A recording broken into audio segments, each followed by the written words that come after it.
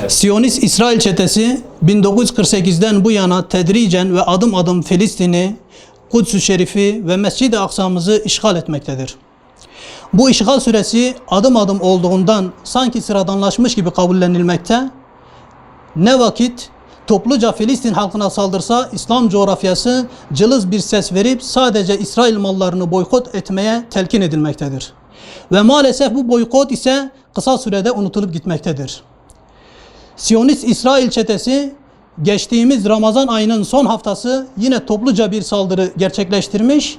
Fakat bu defa hiç beklenmediği bir şekilde Kudüs'ün muhafızları tarafından Gazze onurlu bir direniş ve karşılık vermiştir. Tabi bu onurlu mücadele Gazze halkının evlerinin yıkılmasına, birçok çocuğun yetim kalmasına, yoksulluğun artmasına, maddi sıkıntıların çoğalmasına sebebiyet vermiştir.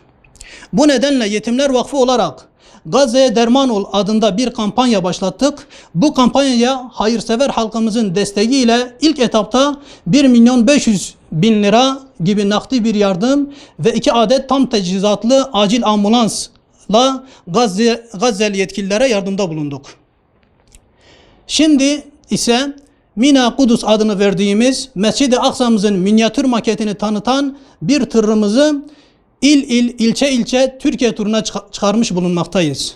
Bu sayede hem Mescid-i Aksa tanıtılıp sevgisi diri tutulmakta, hem de Mescid-i Aksa her an değişen Türkiye gündeminde kalması sağlanmaktadır.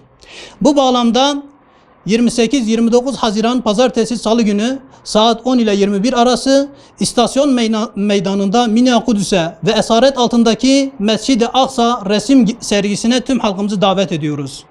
Özellikle Pazartesi Salı'ya bağlayan akşam 20-30 arası programımız ilahiler, marşlar ve sohbetler olacaktır. Tüm Aksa aşıklarını bekliyoruz.